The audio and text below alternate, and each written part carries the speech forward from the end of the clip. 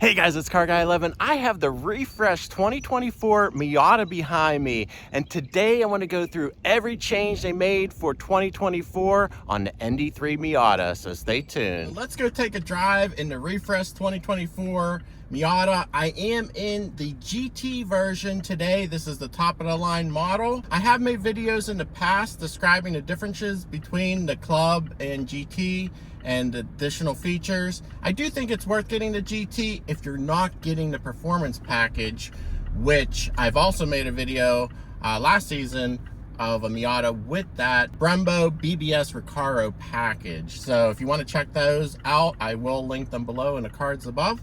But anyway, today we're going to start, unfortunately, with the top up so you could better hear me, and we're going to try to demonstrate some of these changes. But the first thing, and one of the biggest changes they made for 24, is revised steering. And I did notice this pretty much as soon as I got in it. It feels really nicely weighted, sharp, direct. I don't know, they took some friction out, and I think it shows. It's very smooth. I really do think it is an improvement that you will feel.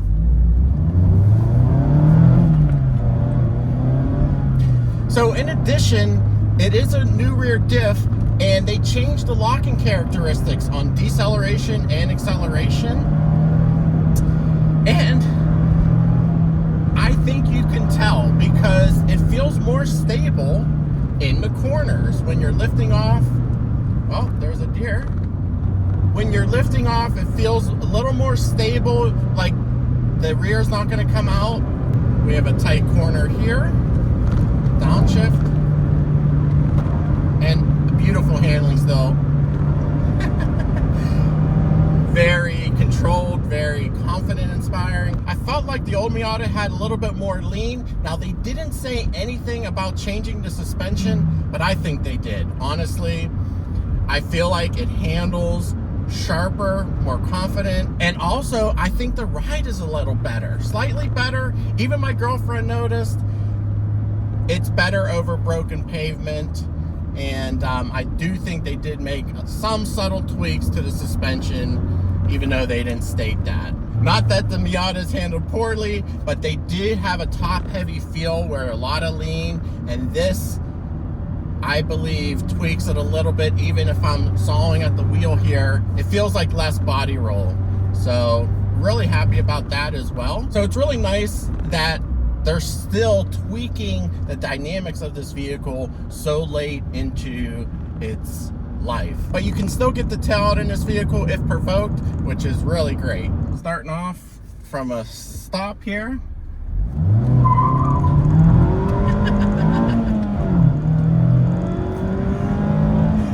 I wanted to demonstrate the new DSC track mode, and this gives you a lot of leeway to get the tail out while still having stability control on if you get too out of hand. And previously it was just off or on, and I would generally drive it in off, but it is very nice to have that safety net if you get too out of whack, to have that track mode setting. And most vehicles at this point have a track mode. I should say most performance vehicles do have a track mode at this point, so it's very nice to see that addition here.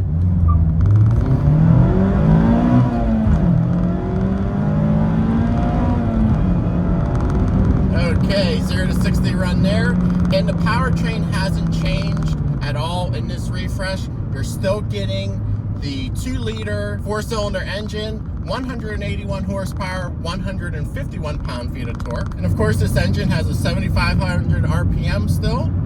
It does require premium fuel. Still getting great fuel economy. I'm averaging just around 30 miles per gallon in this car, driven spiritedly. So let's talk about some of the other minor changes they made for this model year.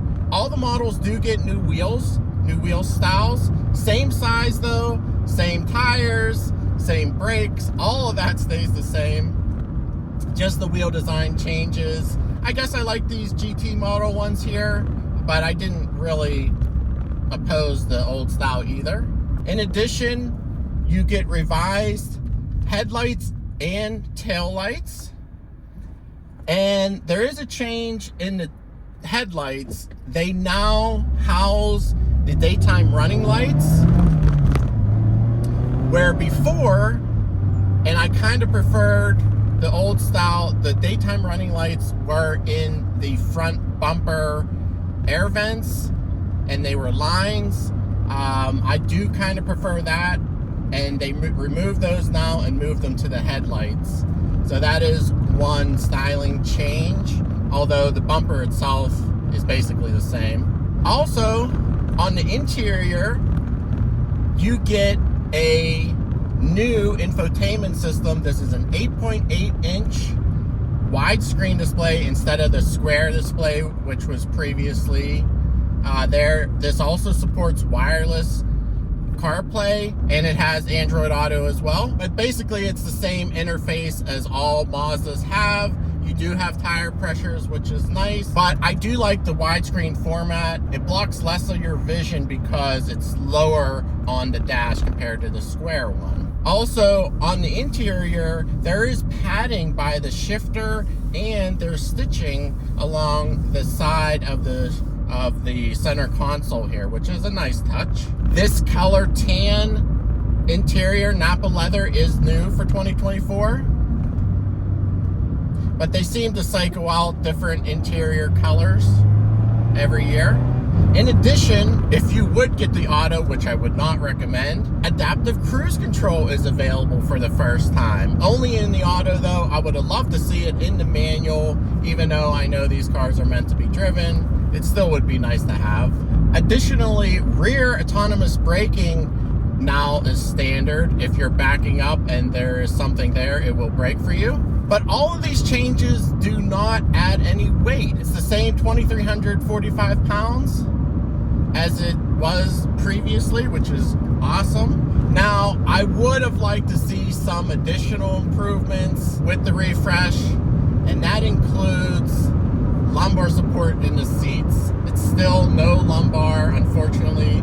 Even in the Recaros, you don't get lumbar. In addition, I am not thrilled with the cup holder situation, but I don't know where they could put them. But the one up here intrudes on the passenger space, and the ones behind, I actually had to remove because I keep hitting it with my elbow. So I don't love that. But again, I don't know of a solution either. Also, I'd love to see a digital readout for the speed. It's somewhere on the dash here. You do have an electronic portion on the left side, but no digital speed reading. So, so maybe we'll get that in the next generation Miata.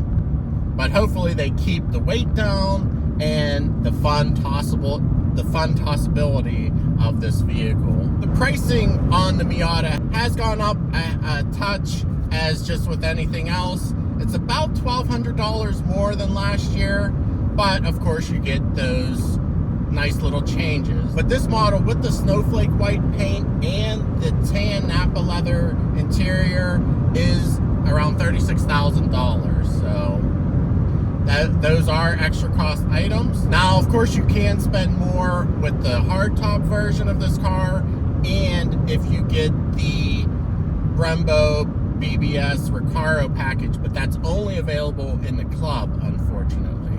So guys, overall, minor changes for this ND3 Miata.